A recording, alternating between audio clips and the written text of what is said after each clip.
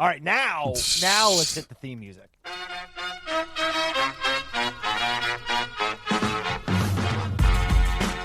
forgot that we got a countdown. So I'm like, play the music. Yeah. Hey, welcome back to Outside the Cinema, your weekly source for cult movie discussion. We're hosting. I'm Billing, and that's Chrising, and we're doing all of it.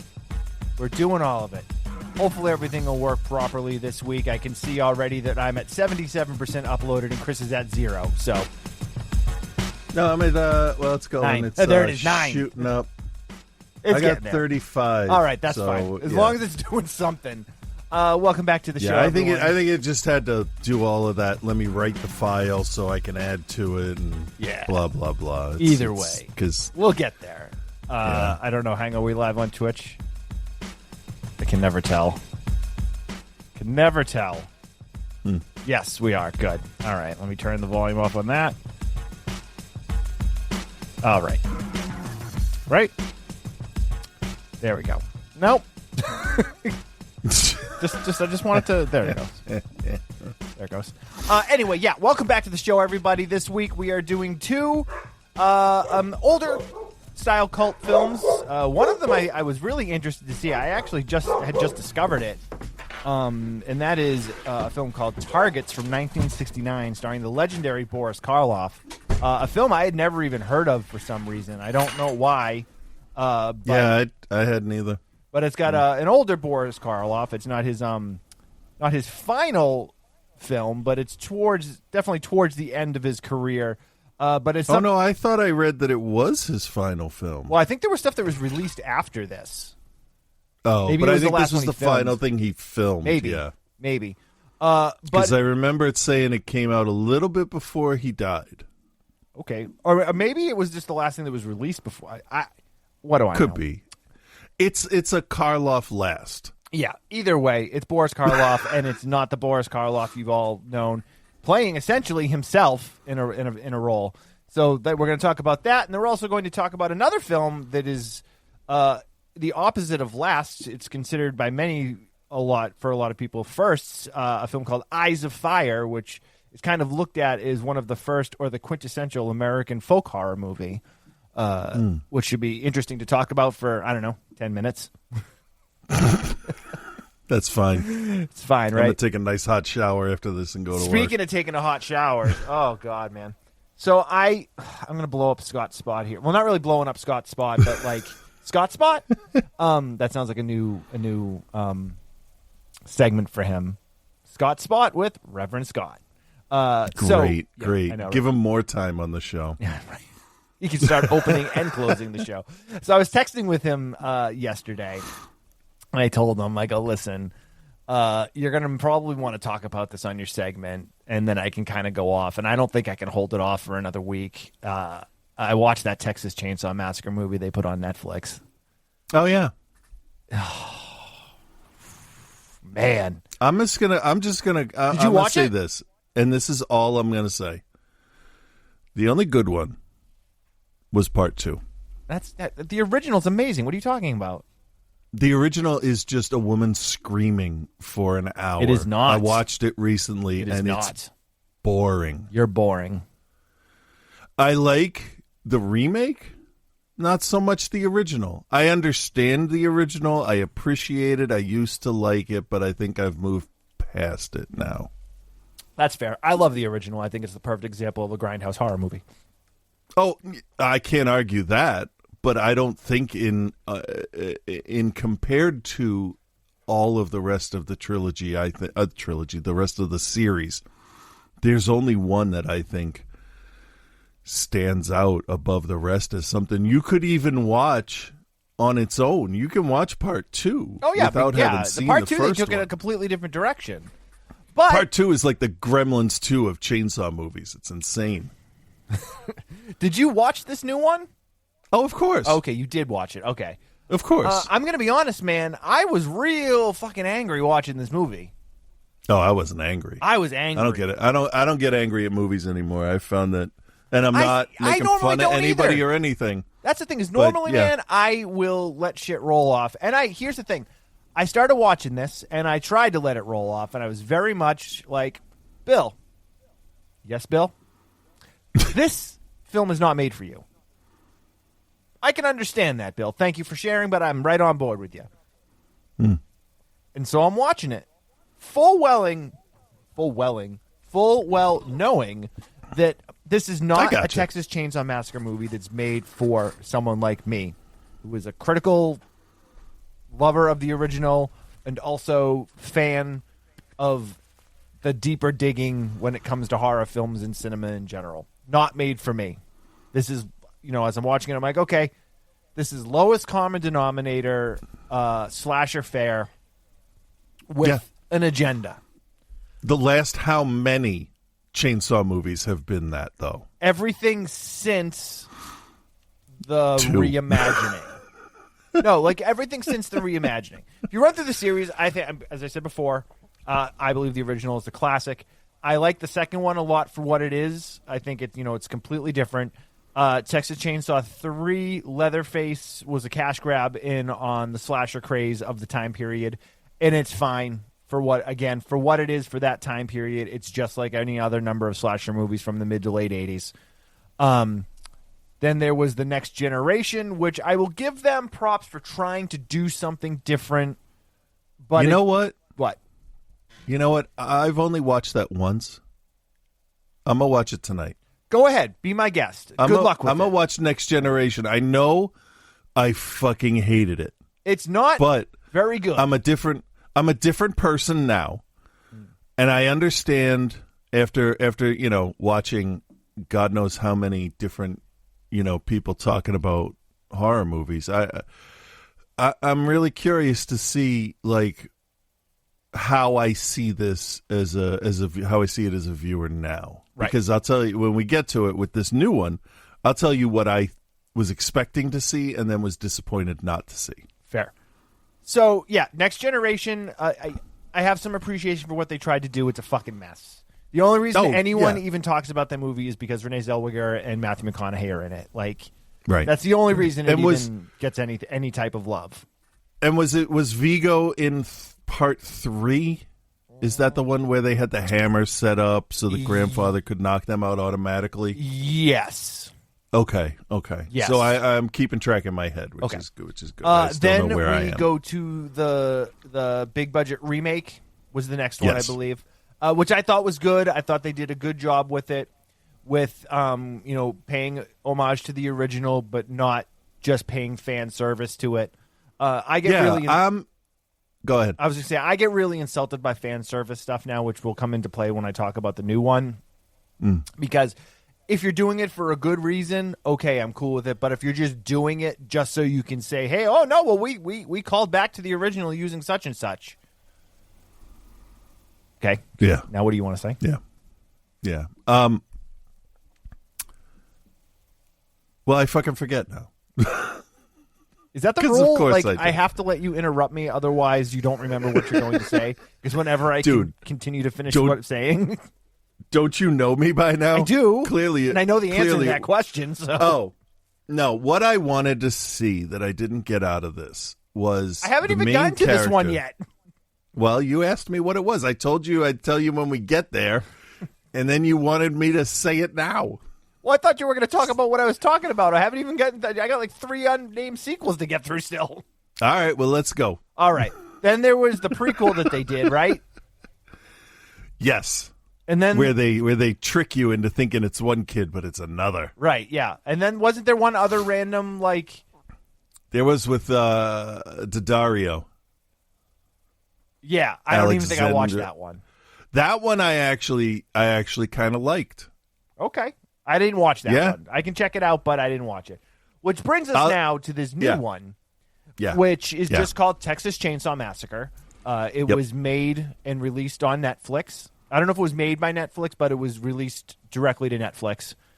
And they are really heavily leaning into woke culture, the liberal agenda, if you will. I mean, let's be honest. This is just a movie about gentrification. Right. But we're not. It just happens to have a bunch of really bad millennial stereotypes. it is literally the bottom of the barrel. Like,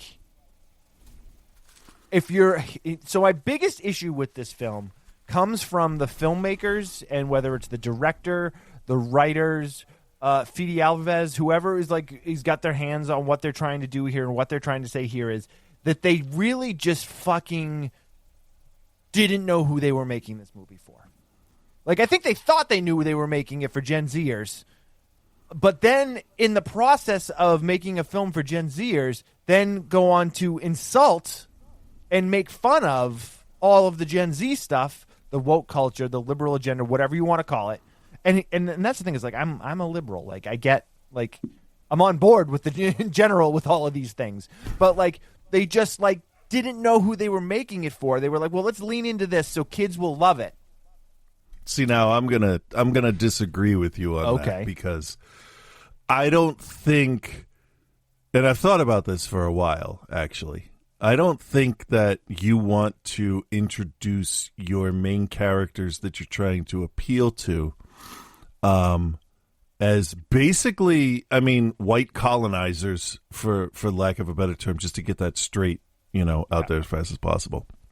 I don't think in any Chainsaw movie we're ever rooting for the good guys. I don't think I ever have, except maybe when in the remake the sheriff had them in the van and he was torturing them. Right. I was okay with them being, But I think that they missed the mark, because we're supposed to cheer for Leatherface, who interrupts a party bus and is defending his home and stuff like that. But like, they made the person defending their home a dude that wears other people's skin, so it's kind of difficult to root for that person. Well, and also, I think they were making fun of millennials in this. I think that's where it got to, but they presented it initially as in like, this is what, we're on board with this. Yeah. This movement. Yeah. When they the over the topness of the kids coming in to redo the town, thinking they own the whole town, but not actually owning the whole town and knowing so little. And I guess the whole idea is that these guys are like influencers, or like, I guess they're supposed to be chefs and stuff, but like, they're these like high level, really rich influencer type people that like are so far separated from what they're doing that they don't even know what they've done, because they assume that they own a place that they don't actually own.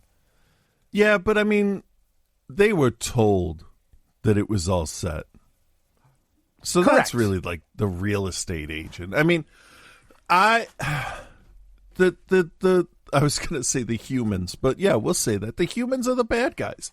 They've always been, the intruders have always been the bad guys in the Chainsaw movies. I mean, that's why it's in Texas. Right. Right. I mean, because you're going to have your, Australian outback murderer kind of hanging around. It just works. And yeah, you don't, the last Chainsaw movie I remember, not the remake, that had characters where I could feel something for them was Slim in Part 2. Like, I actually wanted her to get away. Right. But past that, nothing, because that's a way better way to do it, is to accidentally bring the character in and have them, she was apologetic, she was nice, she was a likable character. These people, no. Yeah, I mean, except for the girl that was shot, the one that was in the school shooting. I liked her. This brings me to my next point of, you do have some interesting characters here. Yes. But you did literally nothing to develop them in any way, shape, or form. Like, her story, I mean, and again, it goes back into the idea of like that woke culture thing of like, she was in a school shooting, and the world that we live in now, people. That's not woke culture. That's right-wing assholes with guns. No, absolutely. I'm not, yeah, obviously. But like, the point of like, they're bringing all of that stuff in, which is, again, fine. But it's done in such a lazy, half-assed, ununderstanding sort of way.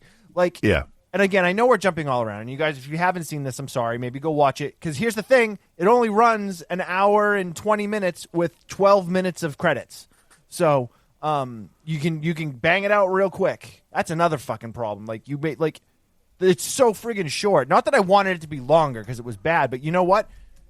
The actual runtime of the film is probably an hour and 10 minutes, maybe 11. You could have taken it out of the 5 minutes to just have a couple of moments where you take your characters and give them a little bit more development. Yeah. Because there's no development on anybody. I wasn't sure where you were going, but I was going to say the original was only 83 minutes long, too. Yeah, but of those 83 minutes, 80 of them are film. Not True. an hour and 10 minutes. All right, so here's my big disappointment with the whole thing. You got your main character in this, right? And she's got a bushy afro and big old bushy eyebrows.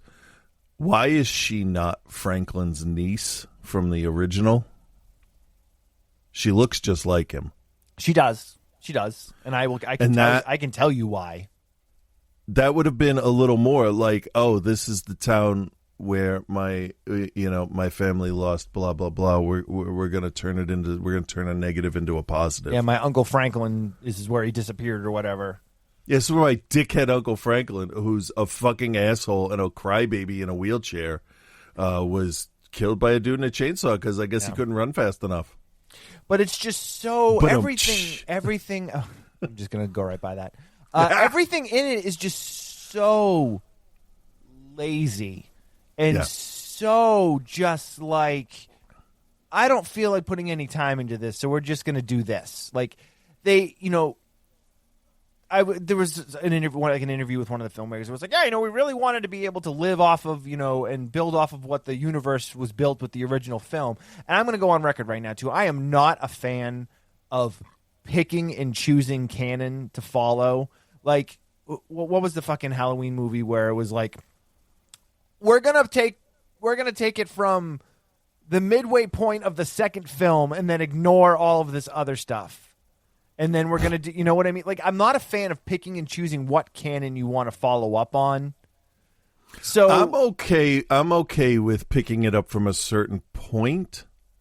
Like, if somebody wanted to go in and tell a different story starting after Aliens instead of Alien 3.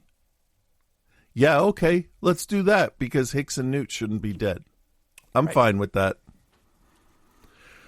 But halfway through a movie is a weird place to decide to pick up a story. Yeah. They do a little bit of talking about, like, and again, lazy, not paying attention to what you're doing. At the beginning of the film, they give you a little bit of an info dump from the original story. They show Sally, and they talk about she was the lone survivor. And how, she, told them what happened and then never spoke about it again for the rest of her life. And then 2 minutes later, whatever happened to her? Oh, she became a Texas Ranger and she searched for this guy for 40 years. Yeah. But she never talked about it again. Yeah. Lazy. Fucking lazy. Yeah. Characters, lifeless. I felt nothing for any of them because they then just became, like, I can't even say that they brought in your main characters and then start killing them off so quickly that you don't even know who they are. Yeah, Alice Krieg, like, you barely had a time to see her lips and realize it's her. She was dead within, like, 15 minutes. I like her, too. I like her I do, too. Sleepwalkers, like, was the first movie I saw her in, and I'm like, there's something odd and creepy about her. Right. I like her. This movie is awful, but I like her. I mean, it wasn't 15 minutes into the movie, but it was, her screen time is what I should say. Yeah. Yeah, it's just like, they kill off the girlfriend, and then they kill off the black kid, and then they kill off the one guy that you think is going to be the guy that's going to help them at the end. And then he just mows through a whole bunch of people on a party bus. And I'm like, what the fuck is happening? Okay, so good. The party bus is the point where I realized that the people writing the script don't understand what canceled means. Correct. Because if there's a dude standing in a party bus wearing someone's face, don't hold your phone up and say, dude, you're going to get canceled. Because he's living in rural Texas, wearing someone's face. Holding a bloody chainsaw.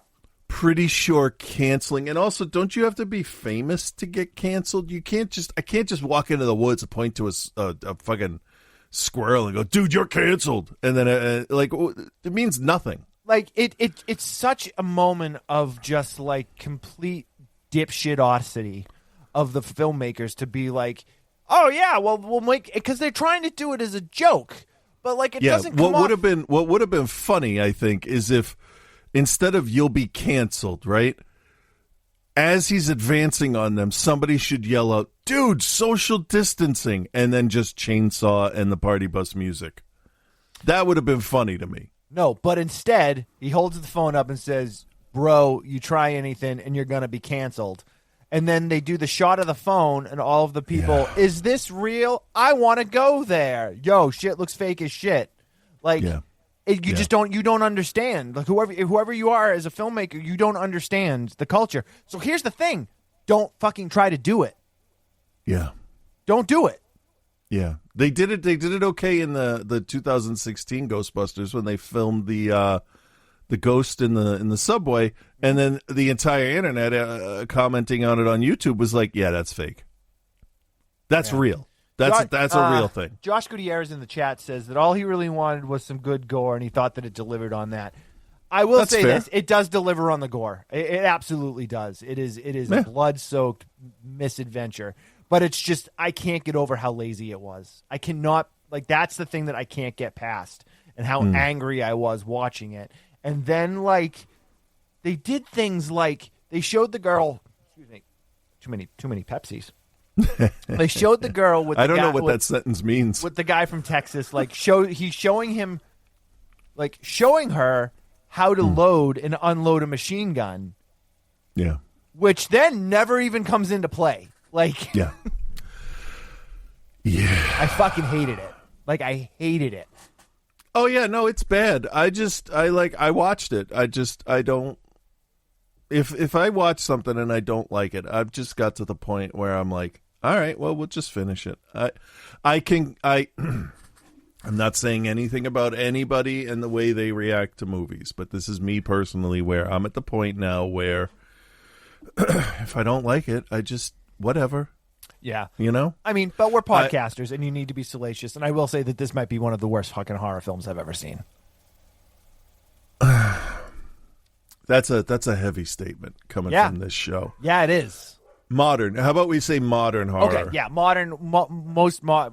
Okay. I hadn't been this angry watching a horror movie since we watched Prom Night. Okay. And I'm not saying I'm better or worse than anybody else. I'm just saying this is my reaction. I don't get angry about that anymore. I just can't do it. I got angry about something yesterday. Like, angry to the point of shaking, and like I started to sweat. It was a familiar feeling, but it was incredibly unwelcome. I did not like it. I didn't like the person I was. I realized that's who I used to be. And basically, in the middle of the whole argument, I talked to somebody else, realized I was wrong, and then when the person called me back, and it's not family, this is a work thing. When the person called me back, I'm like, so before you say anything, I was wrong. I made a mistake. I did not understand. I was wrong, and I apologize for that. And then guess what? All those feelings went away. Right. I'm just talking about anger at this point. I get you. In general. Brittany in the chat room says that allowing yourself to get angry over any bad movie is ridiculous. I mean, she's not wrong. There's different levels to it. There's the anger that you carry with you, and it affects your day and your actions. And then there's you turn off Netflix and you're like, that was the worst fucking piece of shit I've ever seen. God damn it. How do they keep making this shit? And then you walk out in the other room and you're like, hey, how's everybody doing? Right. I mean, that's really Right? what it is for me. But for hate it, but don't carry it. right. I And think here's the that's thing the too: is best we've been advice. doing this for so long that I should totally just like it should all just roll off my back. And it takes a lot. And I think sometimes it's you got. I think I was annoyed because my new MacBook was like taking way too long to friggin' update from the other computer, and like I was just already annoyed. And I was like, I'll watch this. And then like the closing credits were like a rave. Oh yeah, I don't remember the credits. Just real to be weird. honest. And then the post credit sequence where he walks back to the house. Oh yeah. Yeah, I don't know. It's a chainsaw movie. I mean, yeah, it's a you get what you chainsaw get movie. with the title. You get what you get. What you No, that's not an excuse though, because the Texas Chainsaw It is Massacre. since the second movie, from 3 to now, they've been garbage. I don't know. I don't agree with you because the remake was in the wheelhouse of the original thought process and feeling. Yes. The people behind the remake did know what they were doing, but it's those 3 movies. It's 1, 2, and the remake for which is 50%. Which is 50% of the output. Right? Are you sure there's only 6 of those? No. Wait, there's the original, Part 2, Part 3, Next Generation, remake, Hold on, Texas I'm Chainsaw, gonna look the up all of beginning. them. That one that we can never remember the name of, and the new one. So there's 8. There's 9. 9? You Which one am forgot I missing? Chainsaw 3D from 2013. Oh. Chainsaw 1, 2, 3, Next Generation, the 2003 remake, Chainsaw the Beginning, Chainsaw 3D, and that's all. The Texas Chainsaw Massacre, the beginning, Texas Chainsaw 3D, Leatherface in 2017, and then this one in 2020. I forgot Leatherface was the one I was forgetting about. Right. Because it sounds like Leatherface, Chainsaw 3. Right. Yeah. Texas Chainsaw Massacre Part 3, Leatherface. Yeah. Anyway, all right. So I didn't like it. I would give it a fucking very, very low D-. I would. What would you grade it? Probably C-, D+, somewhere around there. I like the idea, but I think it's been beaten to death at this point. That's fair. All right. Hey, patreon.com/outsidethecinema. Join the Patreon for a $5 monthly donation or more. You can get access to our show archives, which is thousands and thousands of hours of content, our exclusive music shows that are available only there, plus the exclusive Patreon feed, which gets you the regular weekly episodes early, and then also access to the Patreon exclusive content, which we record, which is music shows, reviews, some video stuff. It's all right there. Patreon.com/outsidethecinema. All right, let's talk about Targets, which is also Peter Bogdanovich's feature film debut. Here's the trailer.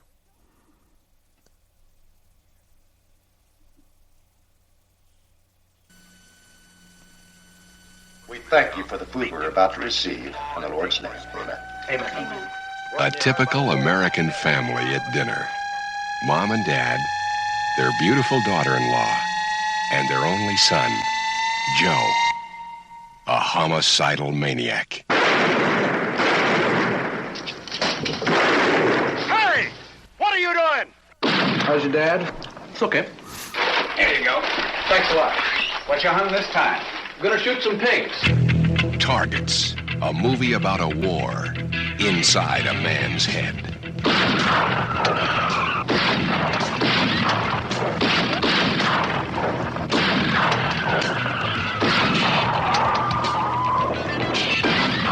Hey, what are you doing?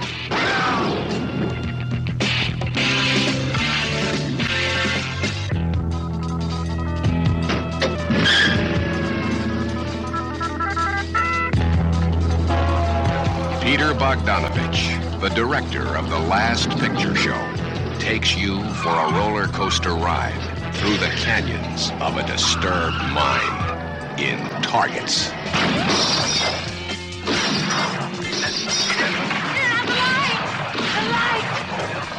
in there, get down! Oh, there's somebody shooting out here! Open the window! Blow your window down! There's a sniper in here!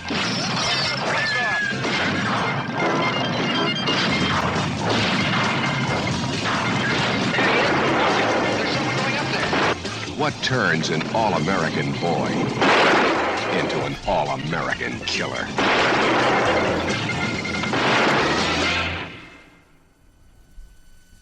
You know what's really interesting there is that at no point was Boris Karloff's name even mentioned.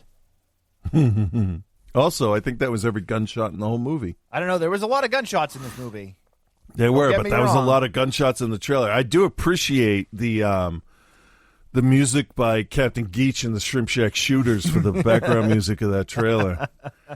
Targets 1968, starring Tim O'Kelly and Boris Karloff. As we did say, this is Peter Bogdanovich's first feature that he directed, but it wasn't. I don't think it was released first because I want to say that it took a little while to get this out. I don't have that in front of me, but I do know that he's best known as the director of The Last Picture Show.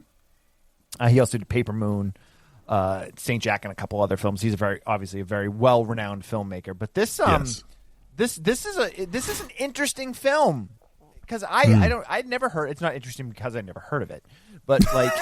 It's just an interesting take on that concept of two completely different stories that then intersect at a point, and you're not really sure why the stories are being told.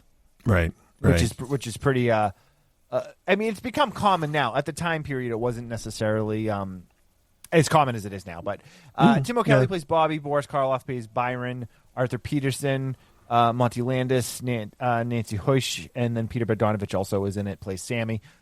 It's a pretty simple story. Boris Karloff's Byron Orlock is an elderly... Unfortunate first name. Byron. It doesn't really go with Orlock. No. But I mean, it's Karloff, so he makes it work because he's Karloff. This is true. So he's an elderly horror film star. He's finishing up some flicks, and he's deciding that he wants to retire and no longer wants to make films because... he doesn't believe at his age that he's still scary and is still the actor that he once was.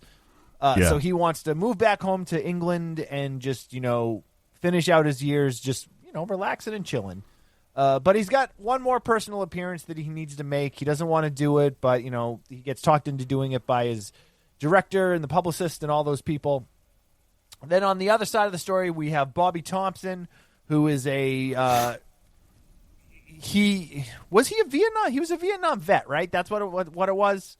Oh shit! If they mention that, I do not remember. It says it in the synopsis, but I feel like I don't remember it being mentioned in the film.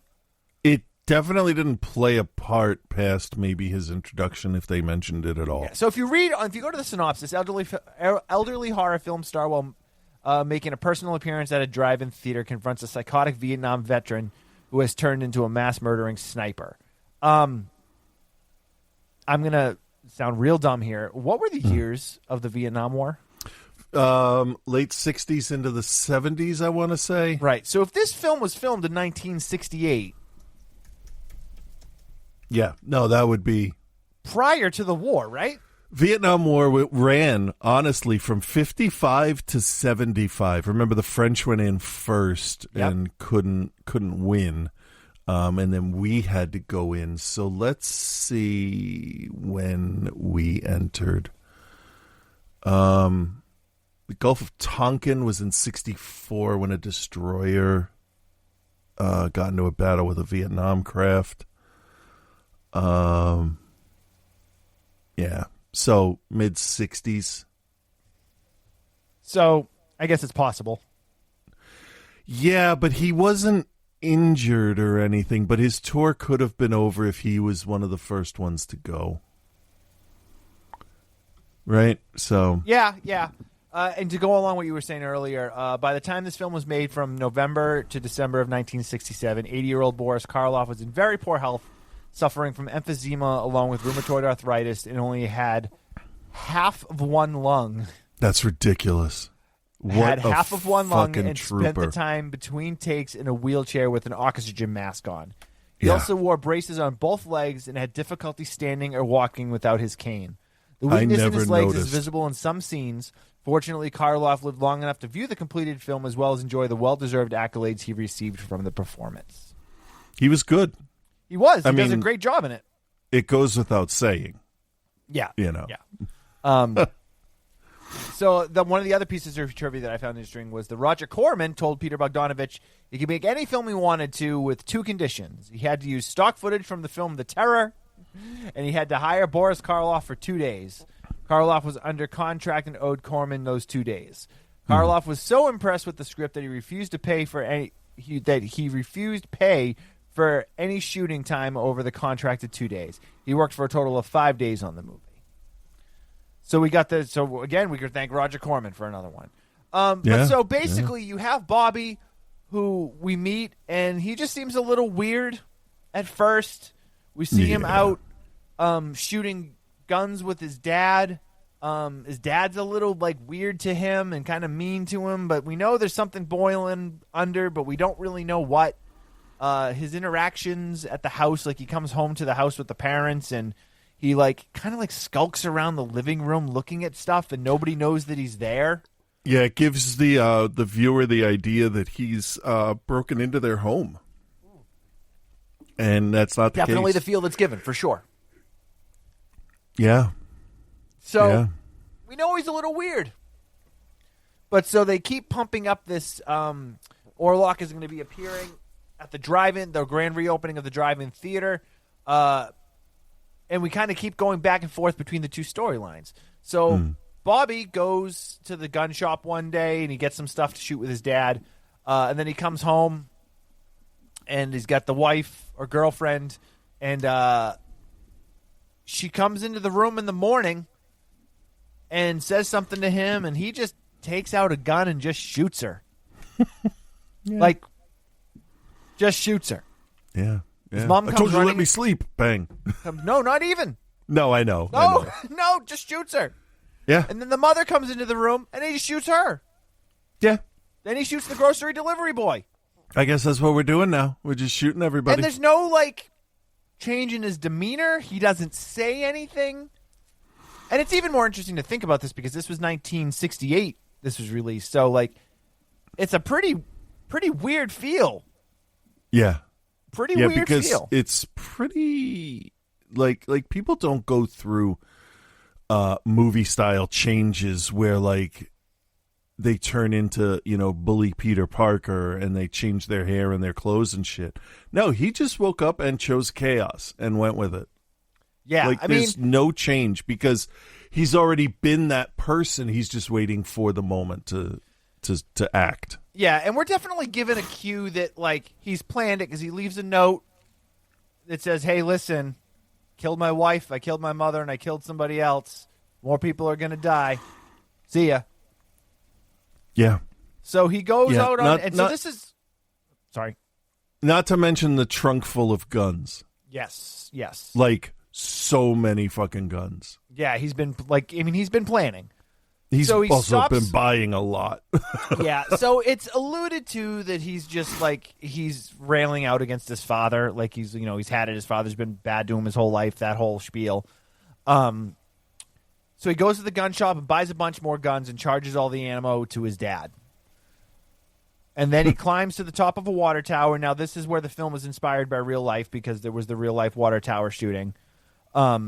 Basically climbs up to the water tower, sets himself up with his guns, lays his guns out. He's overlooking the highway. He takes out his turkey sandwich, and he takes out his drink, his soda, and he eats his lunch, and he drinks his soda, and then just starts shooting at cars. Well, the adrenaline's really going to eat through any carbs you got in your body. Well, and he doesn't know if he's going to have a chance to eat later on, so... Yeah, when he's arrested and dead. Yeah, and this scene, though, with him on top of the water tower... just picking off the cars. Yeah. And it's shot... I love the way that Bogdanovich shot this, too, where just, there's no close-ups of the highway. Everything is shot from up on the water tower, or at least from a spot that is meant to look like the water tower. And just him, with the sights, pinging off people in cars, and then seeing the cars, swerve and drive off the road. Lady gets out of the car. One of the cars runs around, gets picked off while she's trying to get help. It's super effective. It felt real. It felt real. Yeah.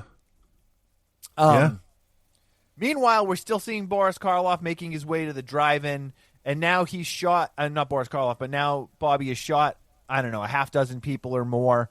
he has to take out somebody that works by the water tower because they hear the shots and they come up, so he ends up taking him out, runs back down to his car, gathers his stuff together, runs back down to his car, and now he's on the run because the cops are chasing him.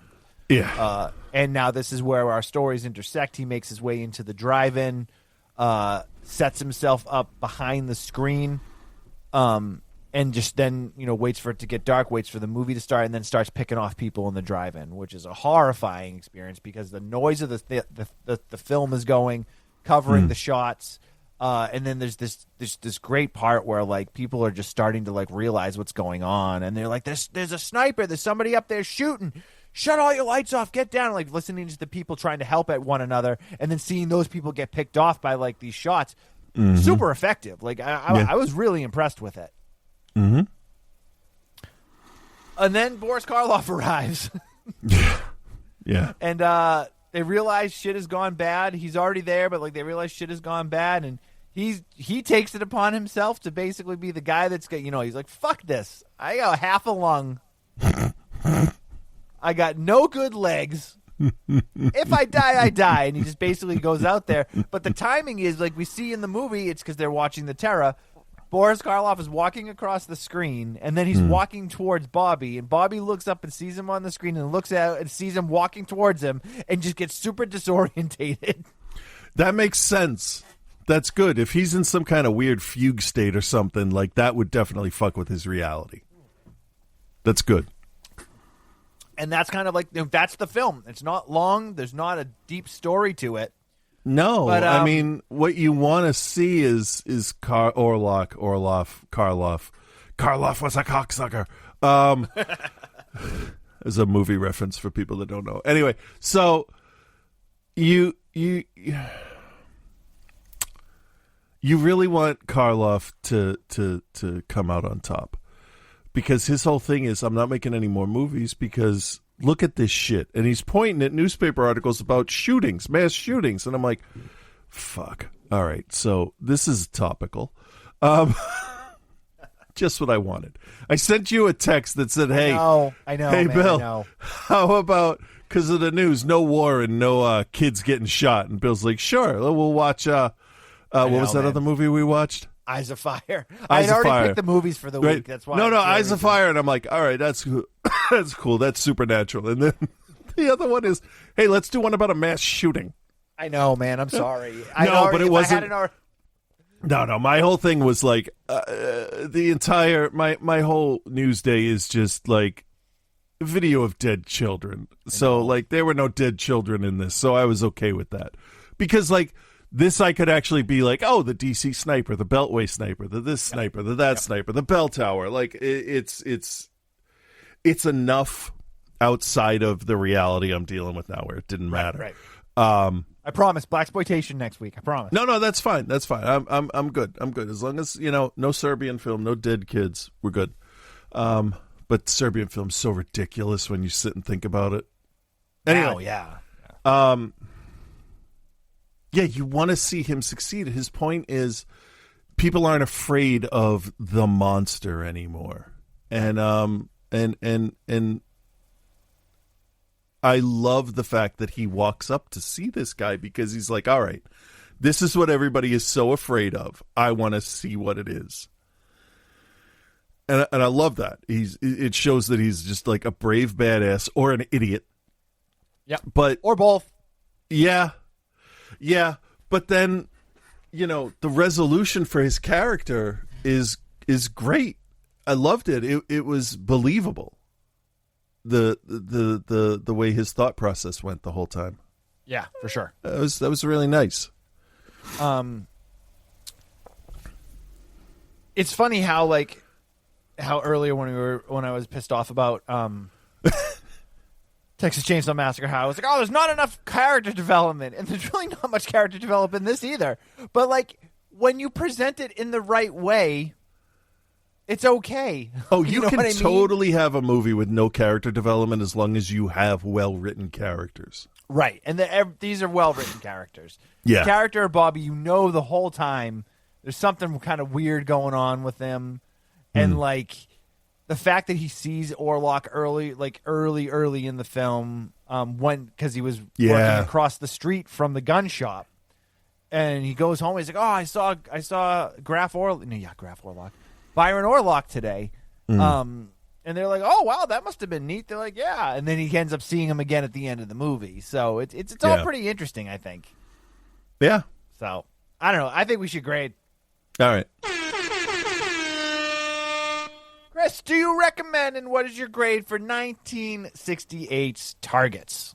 I'm gonna recommend it. I enjoyed it. I love Karloff. He has some great monologue stuff in here, and I'm gonna give it a B, just a straight up B. I think that's a pretty good grade for it.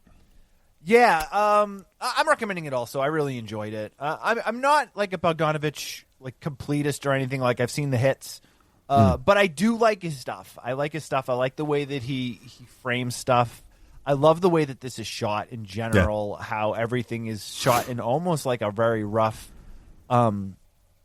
documentary type feeling, except for the one scene that wasn't shot like that was the stuff that was shot inside of the house when he starts the murder spree, which is very Pleasantville, Technicolor, like, Opie and Anthony with like the shattering of violence. Opie and Anthony? Not Opie and Anthony. Leave It to Beaver is what I might say. Yeah. That's a whole different color scheme. Whip it out Wednesday, bro. Oh my God, I don't miss that. No, neither do I. I didn't like it then. So. I never listened. I listened. I listened enough to know that it wasn't my thing. Yeah. I'm like, there's one Howard Stern already, and I'm not super into him either. So, Leave It to Beaver is what I meant to say. But you know what I mean, though, with like the shattering of the like perfect world. You don't want to listen to Natty and the Fat Beaver? Weenie in the butt.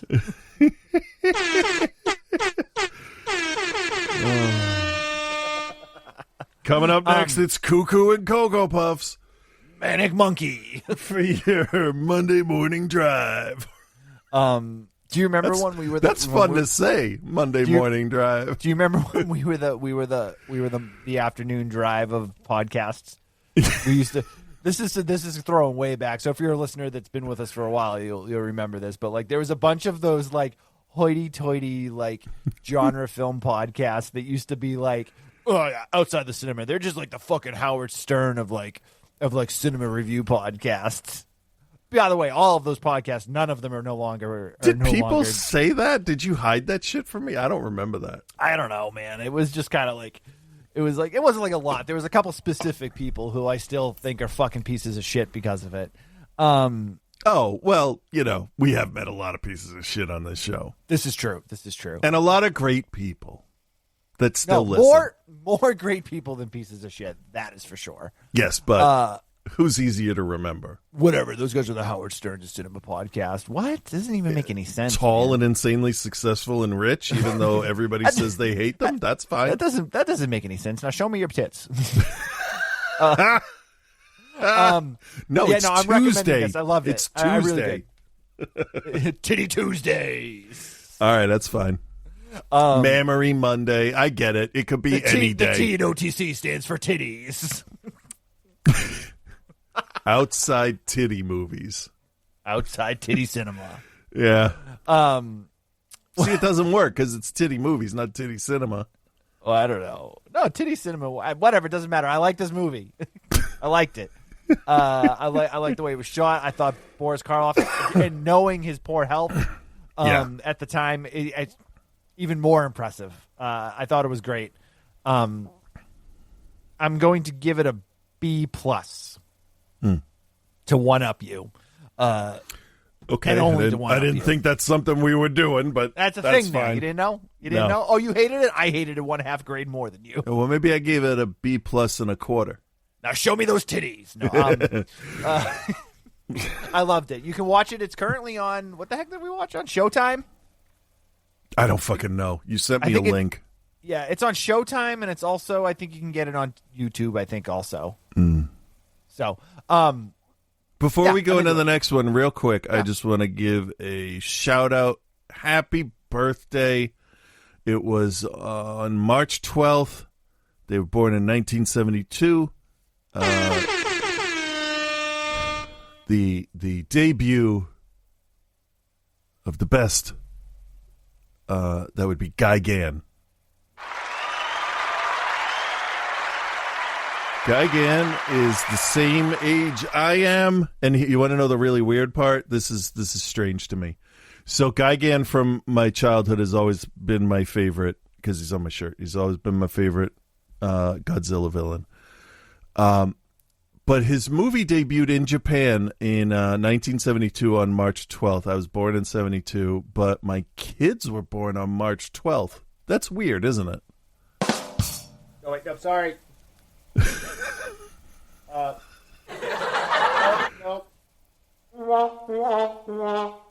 guess we'll work with that. All right, sure. I just thought that They're was not a neat labeled. I don't know. I just thought that was a neat little fact that, you know, when you find out one of your favorite things is associated with a kid, your dad. That's cool. You know, that's cool. I like that. In August, August, we're going. Is that how you say his name? We're going. Who wrote the Subaraya book? He's been posting a lot of behind the scenes Gigan pics and early concept designs and stuff that he has, and it's just nice. Cool. I'm into it. It's a nice change. Cool. I'm into it. But So are then we into 1983's Eyes of Fire? Yeah, we did another movie. Yep. Here we go. Here's the trailer.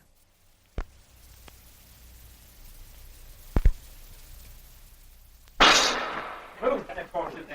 are you bringing it there for? It was a time of witchcraft, of hangings, of horror, of magic. They were outcasts on a desperate voyage to the promised land. What they found was a terrifying world. Strange land.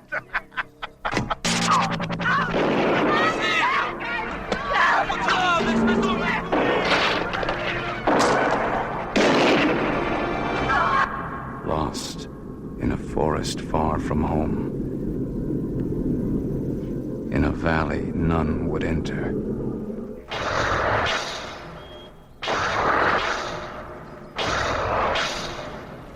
That tree says that this valley is where the lost blood gathers. It's the home of the devil.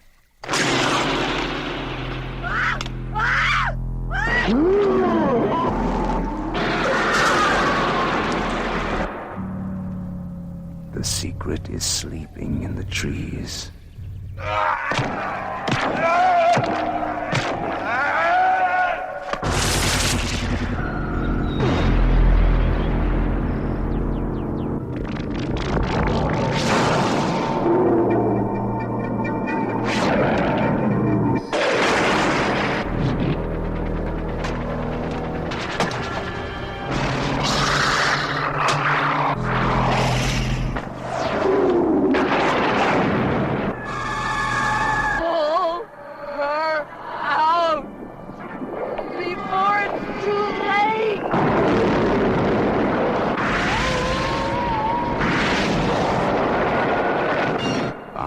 Of fire.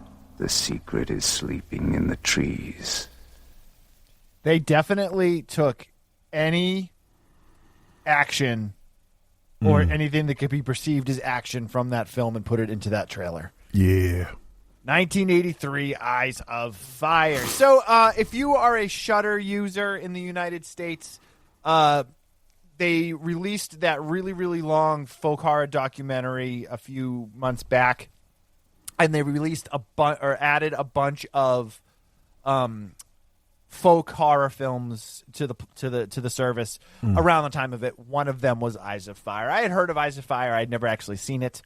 I believe it was started film. It took a couple years to make it, and it's also known under the title Cry Blue Sky. It takes place in the late or the mid 1700s, I'd guess. I think it said 1750. Yeah, so it's before the War of Independence. Right. So it opens with these children, Fanny and Meg, the French military has discovered them because they've wandered their way into French controlled land. Yes, which totally a legitimate thing. I mean, who do you think we bought? Yep. The Louisiana Purchase was us in France, right? So absolutely. If they started off in, I want to say, weren't they in like rural Pennsylvania, somewhere really close to where Ohio would be? And they didn't have to go were further south than that. Okay, but I was looking at the maps.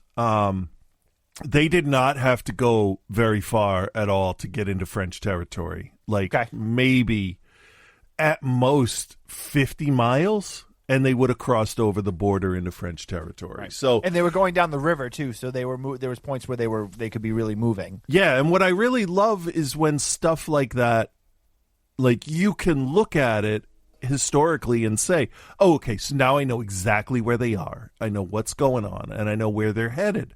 And I like when, when a movie does the bare minimum of research. That's always great. I'm not saying this movie did the bare minimum because there was more to it than that. But I think there was some thought. There was definitely some thought. Oh, absolutely, absolutely. But you can get some stuff where it's like, oh, well, we're going to the colony down in New Orleans, and it's like, yeah, that's it's not built yet, right. That kind of thing. Where that's it's what like, the French are. Just fucking check your dates, right? So the story really starts with these children being picked up by the French military. They start to tell the story about how they had to flee the settlement that they were in. Because the new preacher that came to town basically started sleeping with their mother when the father didn't come home from a hunting trip. Yeah, and the mother was not resistant to it at all. No, and you see these like accounts too, and this is still a thing today, of the holy man, the preacher, the priest, whatever, just being the biggest scumbag of everybody. I'm not going to say that people take positions of power, especially religion, in order to take advantage of people. But there are a lot of molested kids out there, so that tracks. Yep. And it tracks all the way back to the 1700s, apparently. And I'm going to be honest, that woman was like a love octopus. She would have touched anything that showed interest in her. It's very true. So was she redheaded? Did she have red hair? No, I don't think she did. Yeah, okay. So Eloise, her husband, he's gone away hunting for food. We have Leah, who is perceived to be insane because the preacher had picked her up at one of the other towns that he had come through. And anytime, you get the preacher that's coming through, he can't be a good guy because, like, why did he leave the settlement he was in? Well, why does he have a woman captured in tow? I mean, Jesus Christ. So the other settlers gather together. They're going to hang him.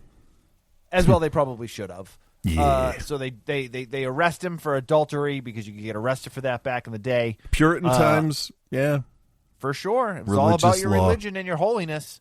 And that's what he was worried about. He was worried about her holiness. I know. 1, 2, all three of them. Are we counting ears, Lisa? I don't know. What was that? What was that Saturday Night Live sketch from years ago with Christopher Walken? The Continental? Yeah, no, not the Continental. What was the one they were in the hot tub?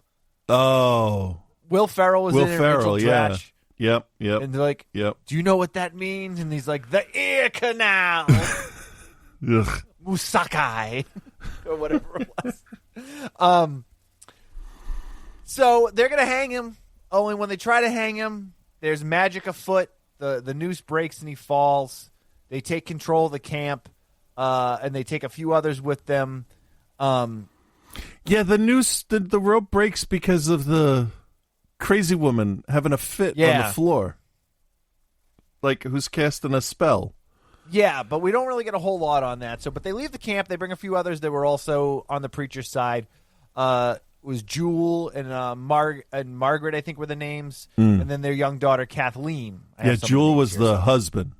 Yes. Took me a minute to figure out who they were yelling at because I'm not the Alaskan songstress, and not the woman in Return of the Living Dead. It's not Jewel Shepard, or the porn star Jewel Marceau. Okay, see, you just, not that I know who that is. It's just what I'd heard on the internet. Yep. So the group travels. They take a bunch of food. They take some cows. They take the boat. And they start to head up rivers. They're going to start their own town with hookers and blow. With hookers and blow and preachers who are really from the devil.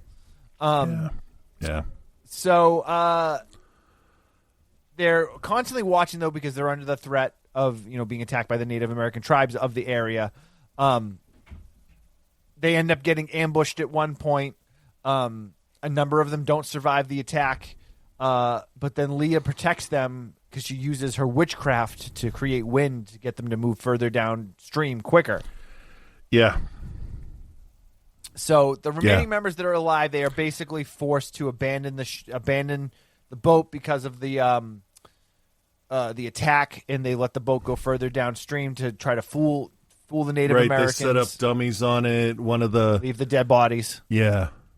Yeah, I did like where the voiceover was like, "That's Pappy. He dies first," and then you're like, "What the fuck are you talking about?" And then the movie just keeps going, and then when he gets an arrow in the chest, you're like, "Oh shit, that's right. Yeah. She said that." So during all this, though, Eloise's husband has returned home. Oh yeah, and he's like, "Yo, what's going on? Where's the boat?" They're like, "Yeah, your wife and the preacher took it. She was banging him." And he's like, yeah, she does that.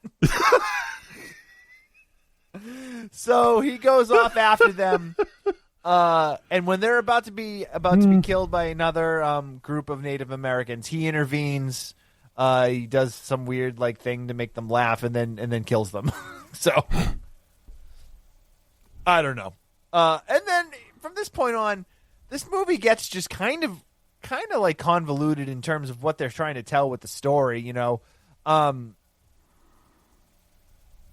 They're just they find a settlement in a valley that is obviously long been left, and they're like, all right, I guess this is what we're going to do. We're going to build a new settlement here, but there's a number of issues because they know that the Shawnee Indians don't come into the valley. Yeah. Because I guess they are able to communicate with them enough to know there's a lot of superstition about the valley and how they don't they just don't go there. Yeah, no, evil. it's bad. It's bad spirits, bad everything. Yeah. It's cursedy. So they settle in the valley. And they know that they're safe from the Indians there, or safe from the Native Americans there. And they start to try to find what's going on, but then weird things start to happen. The preacher guy, man, what a fucking piece of shit this guy is. Yeah. That whole holier than thou preacher thing, is just so, and I know it's supposed to be because that's what it is, so hateable.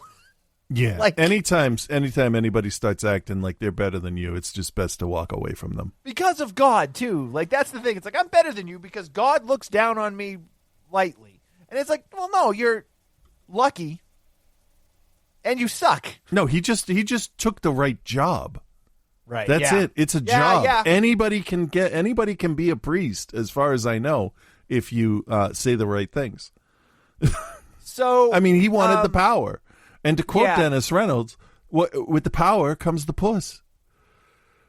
I'm sorry, that's crass, but it's from a show I like, and I just had the need. We're the Crass Podcast, man. You guys want titties? We got titties. Yeah, puss and podcasts. Yeah. What? So the Shawnee No. Indians, No, I apologize. The Indians won't go into the valley. They find a Native American orphan on the outskirts of the camp. Of course, your boy Will, the preacher, is like, "Oh, it's a gift from God. We'll teach her the ways of the Lord." And then also probably molest her because that guy was definitely I don't care. That's what that guy was thinking. Hey, Pocahontas was 12 years old, so we all know the story. That's true. He talks about baptizing her, but In Leah sees semen. What a fucking pervert. She sees ghosts, and she sees that she's not what she seems to be. Yeah, she would be a medicine man for the Native Americans. Right, because she can see into the spiritual world. Right. So all these kind of things start to happen. People start to disappear. The little girl ends up showing her true form. We know that there's an evil witch in the valley.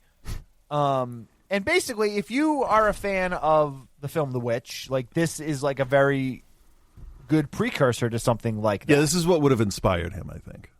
Yeah, for sure. Yeah, for sure. Yeah, I mean, and without getting into the specifics, there's some cool stuff that goes on. We get some trees that have some faces in them. People coming up out of the mud, people disappearing. It's cool.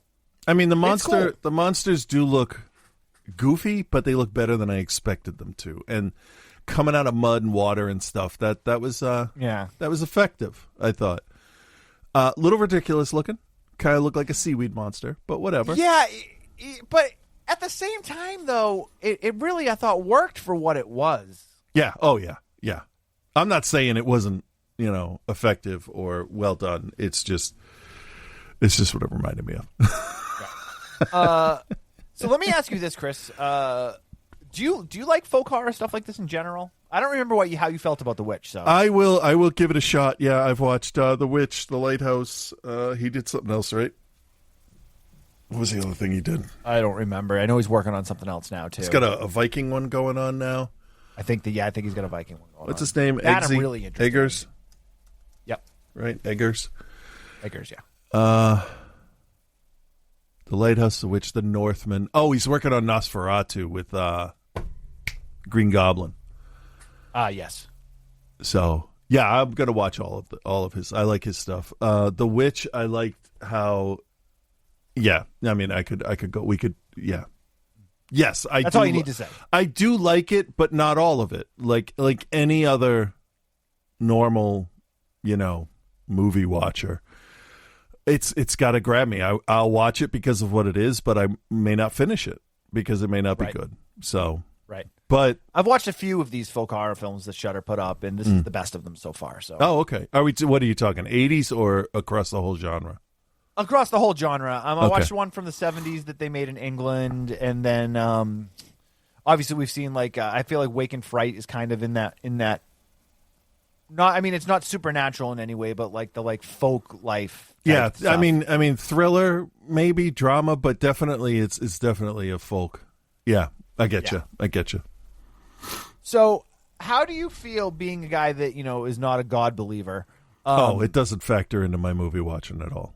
Right. Well, no, I know that, but I kind of almost want it to here for a second. When you watch the supernatural stuff and you have a preacher character, does that kind of spin it for you? Spin it how? I'm not sure. I mean, spin it in terms of maybe you're looking at it with a side eye. Oh, no. What I do is I watch the preacher, his motivations. I mean, in this one, straight off the bat, he's fucking somebody else that he shouldn't be. Right. That's his thing, because they go back into his backstory. Right. And he talks about how Leah's mother was the witch that got hung in the previous town or whatever. Yeah. Yeah. So I am of the belief that in some movies there are straight up honest religious people, and in those movies God exists, and I can go with that. I can go with that in The Exorcist, Last Exorcism, basically a lot of Exorcist movies. If your movie is going to present it to me as fact, I will go with it. I have absolutely zero problem. I can do chainsaws, tall men, doesn't matter. And if you're going to present to me that the Native American religion is the true one because they're on the land that those myths came from, and so that's the more powerful religion, and this other guy just wants to dip his dick in shit, then I'm all for that too. It's real life where I start to get angry about how religion tries to not have people say the word gay, for instance. That's not a religious thing, I don't think. Well, they're trying that's to just an ignorance thing. They're trying. There's all kinds of. Oh, they're using shit. it as a religious thing. But that's just ignorance. Of course it is. So. No, I actually love religious horror. It's like I can't discount horror in religion because they are so religion and horror.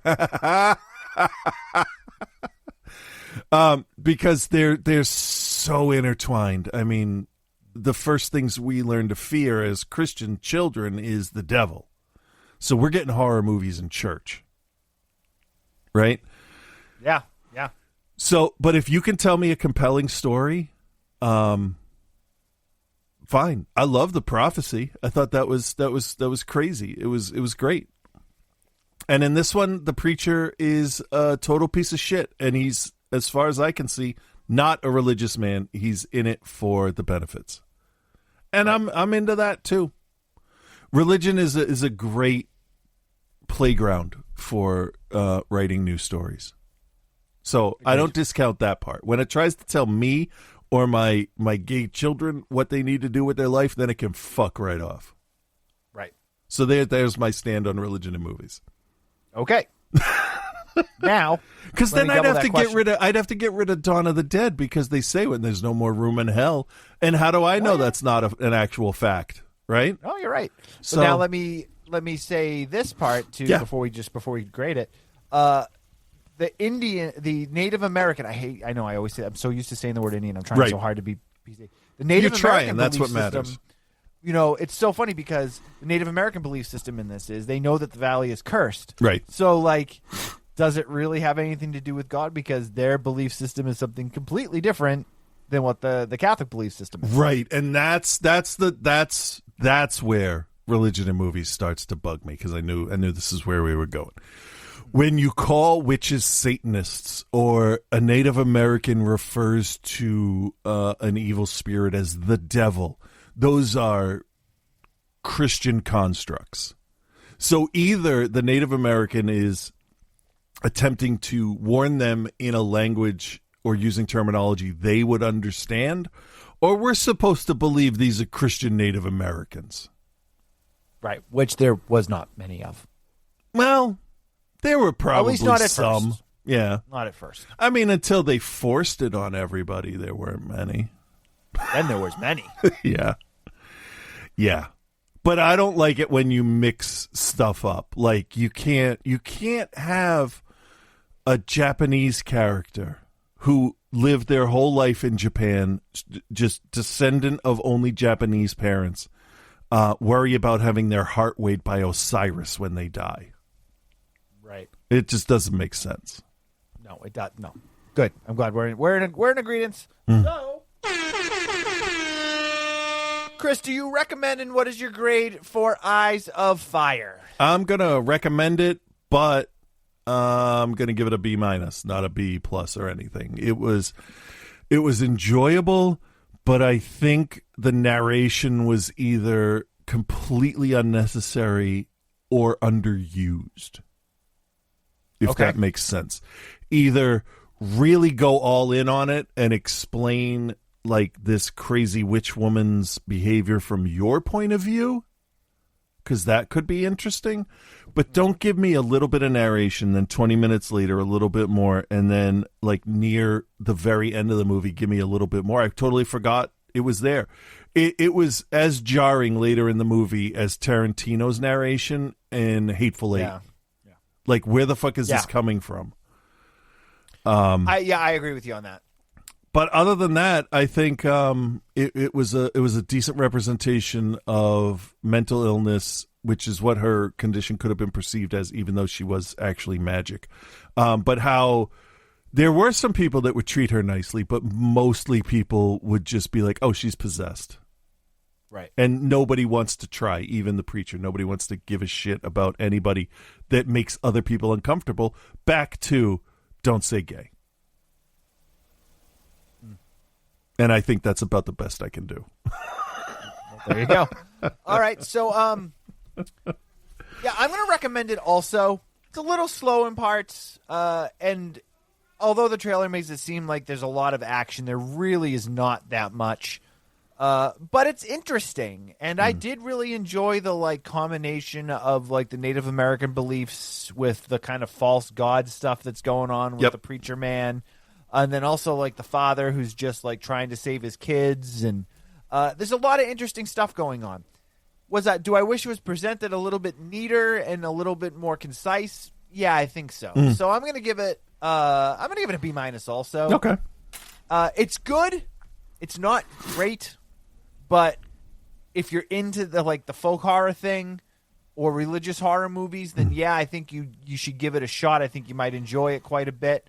And I can see why somebody would really love this movie. Yeah. If you're watching stuff like Apostle, I'd even say Black Mass to a certain point, and Eggers stuff and the A24 stuff. Like this is if you like The Witch, this is where it started this. coming from. Yeah, this like this would go on the shelf with The Wicker Man, I think, for religious horror, because Native American beliefs are still technically a religion. So, yeah, for sure. I do love how they were like, yeah, we don't go there.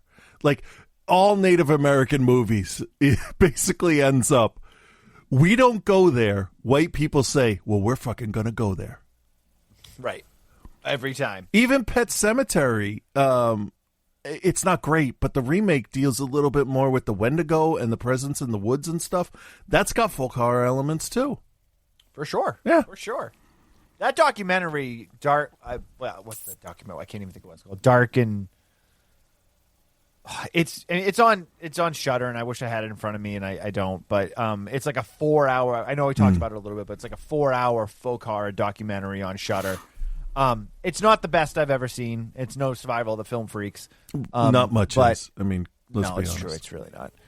But it's like 4.5 hours or whatever, and it goes through folk horror from all parts of the world, and there's some really interesting stuff going on. So check it out. I'm gonna give that one a shot. Give me some new stuff to watch, probably. Yeah, there's a bunch of good stuff in there. A lot of it is very hard to find. I really feel like they found as much as they could and got it on the service, but there's a lot of that stuff because there was a lot of, especially the British stuff that was like made for TV. Okay, it's not necessarily easy to find, but there you go.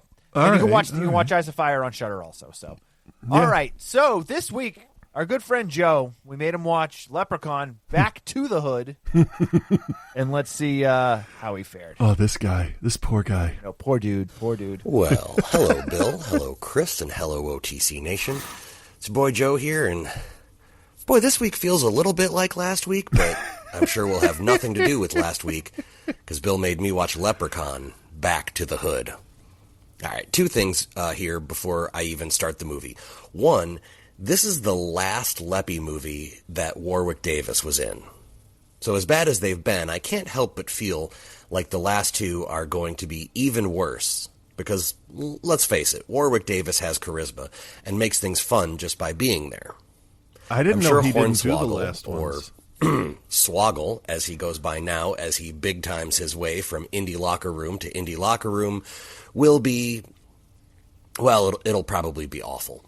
I mean, according to what I could look up, the Blu-ray sales for the next movie, Leprechaun Origins, was $370,000. Now, I'm no accountant, but point two, I forgot that Leppy was a Lionsgate property, and while they have made some of my favorite movies, they've also farted out movies that reek like the Detroit River on a hot day. I mean, yeah. No joke, Downriver Detroit in the summer smells the way remembering something embarrassing you did in 7th grade feels. Ooh.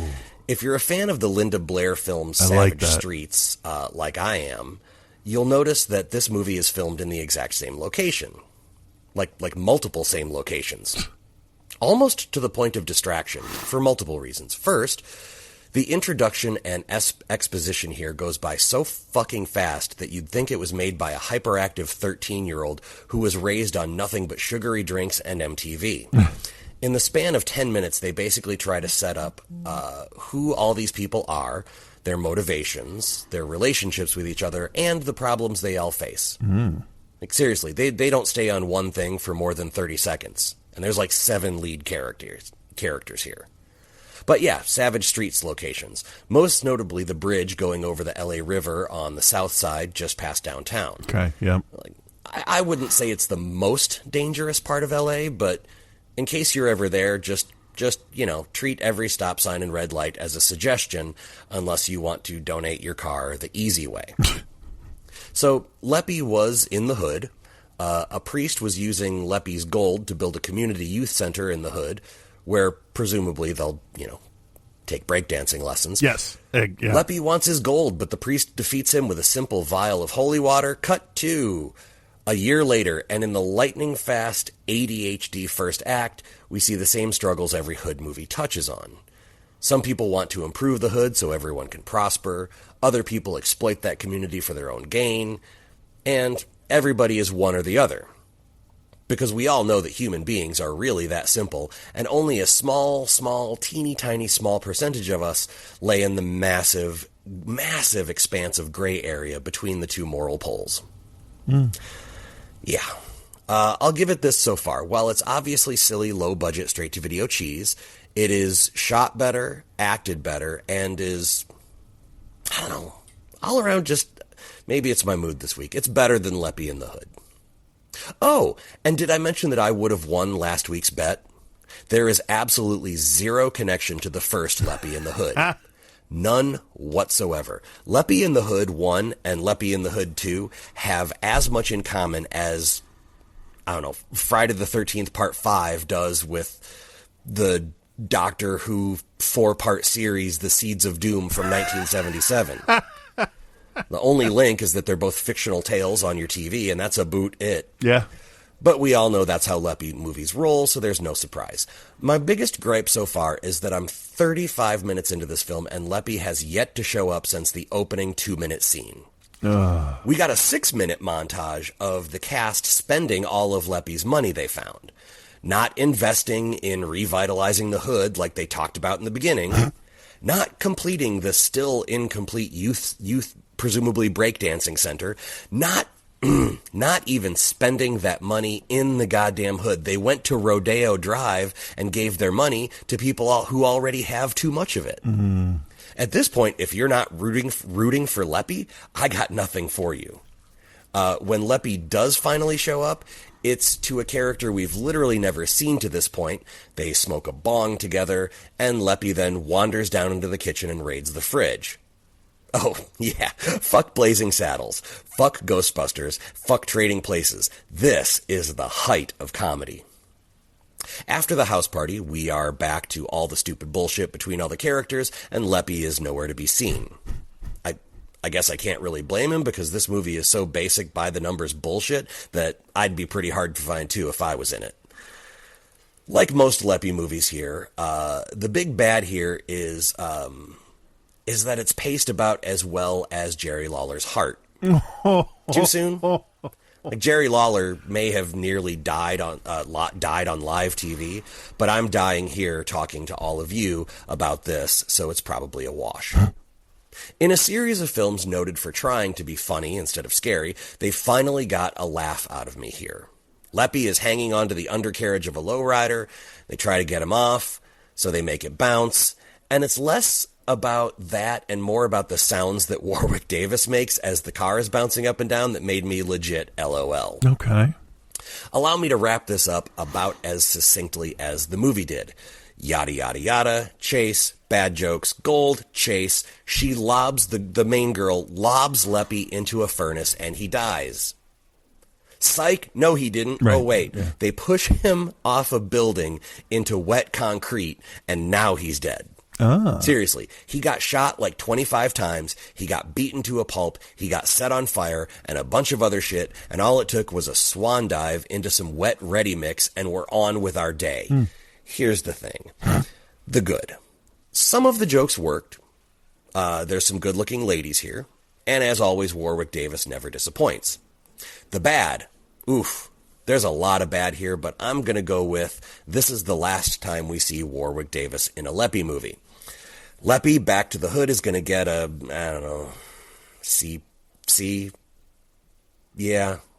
Yeah, just both of the Hood movies are going to get a C. I think I gave Leppy in the Hood a C+, but we're just going to go ahead and give both of them a C. Next week, the WWE... Oh, God, I couldn't even say that without laughing. Next week is the WWE-produced Leppy Origins. Until then, be good, everyone. I had totally forgot that WWE produced that. How? Like, how is that a thing? Well, there was a short run there where the WWE tried to make horror movies. They did See No Evil. Right. They did Leprechaun Resurrection. Oh, okay. And then they did a See No Evil 2, and that was it. Oh, I thought there was more than that I had missed on. No, okay. no. Okay. No, because none of them did well. No shit. None of them did well. So I got to see who replaced Warwick Davis now. Hornswoggle, the wrestler. Yeah, so I got to see who that is now. He's a little person. I don't know who played a leprechaun in the WWE. Well, that tracks. I'll give you that. Yeah, yeah. Okay. You like stereotypes? The WWE's got them.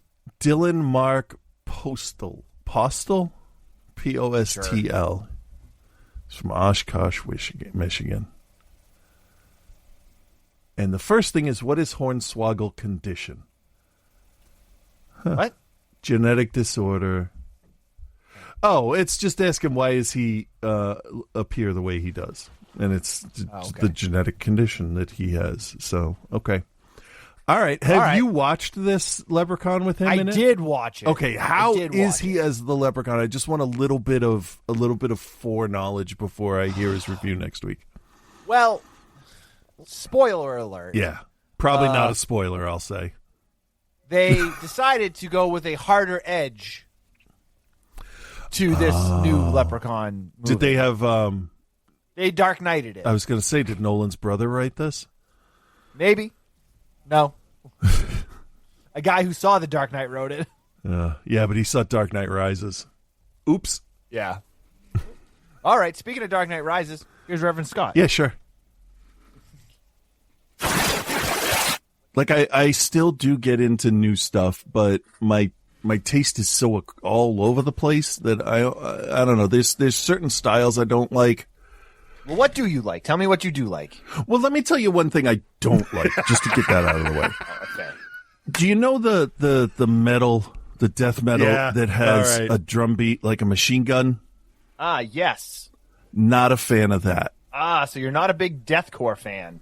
No, I will still give it a shot, but I don't like how, I don't know, artificial, robotic, emotionless the drums sound. You hear me, drum machine named Kurt? Drum machine named Kurt, here's you. There are certain podcasting hosts Kurt doesn't like. Podcasting hosts that are real non-epic. Too human sounding. You hear me, Mr. Chris? You son of a bitch. Oh, that's awesome. I never heard a robot curse me out. What? Yeah. Holy shit. Yeah. With Reverend Scott. I mean, if the first thing you say isn't Groovy Kind of Love by Phil Collins, we've got a problem.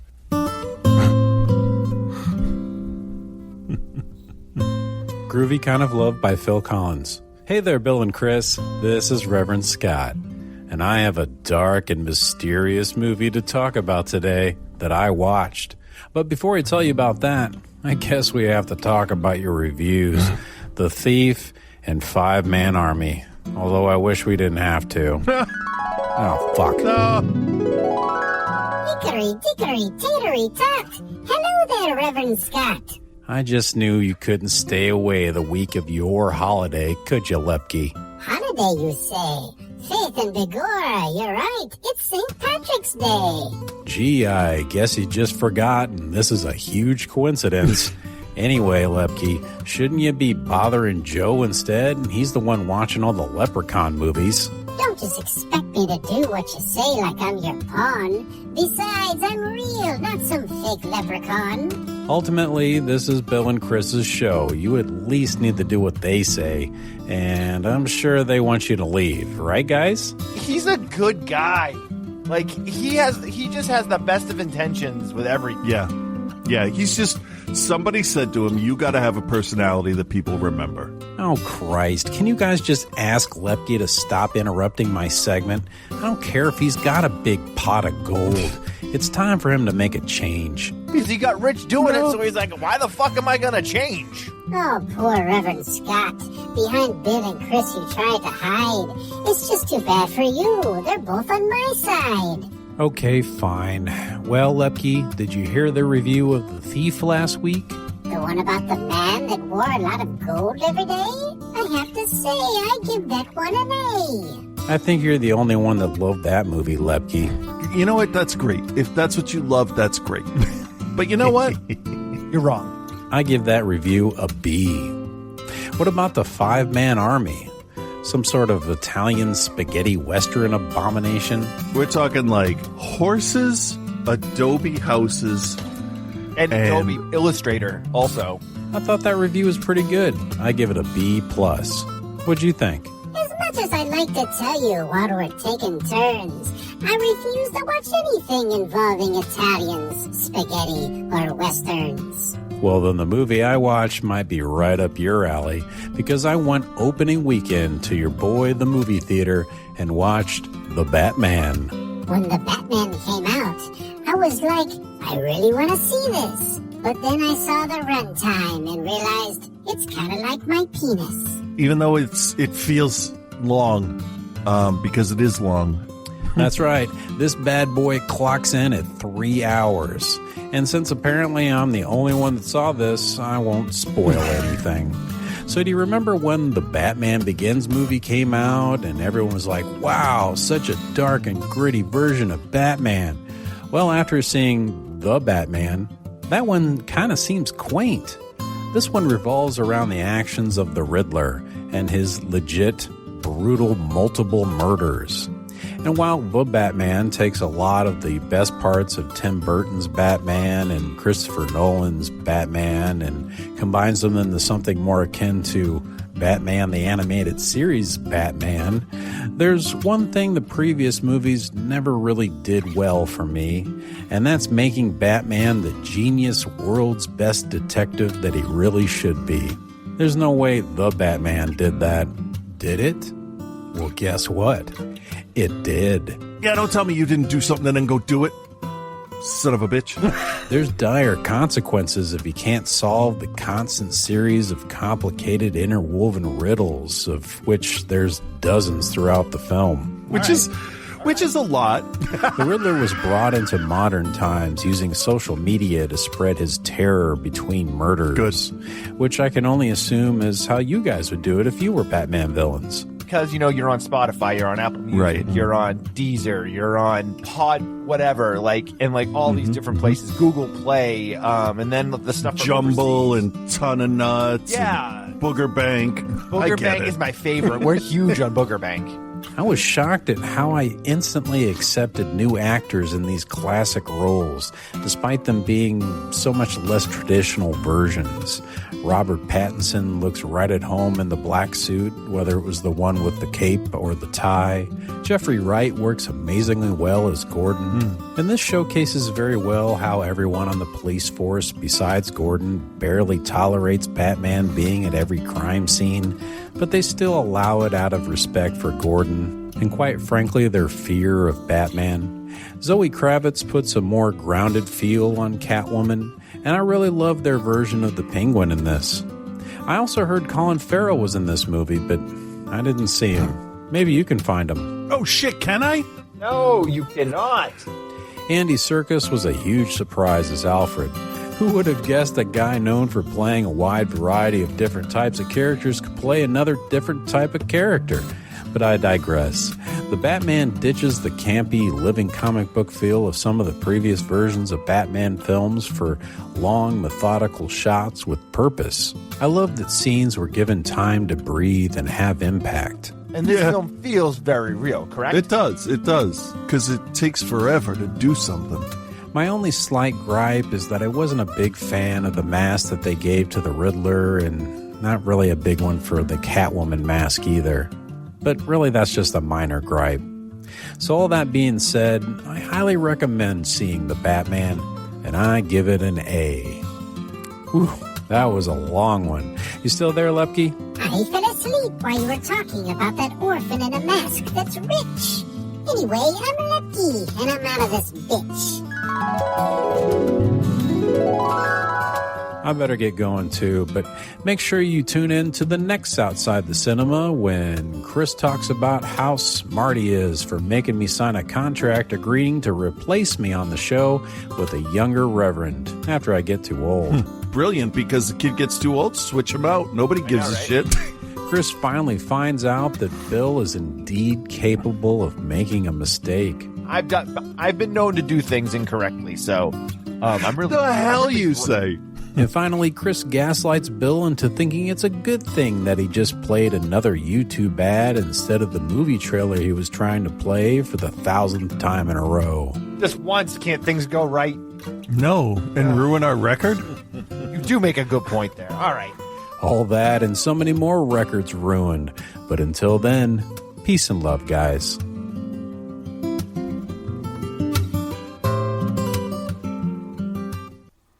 Outside the Cinema music shows, only on the OTC Patreon.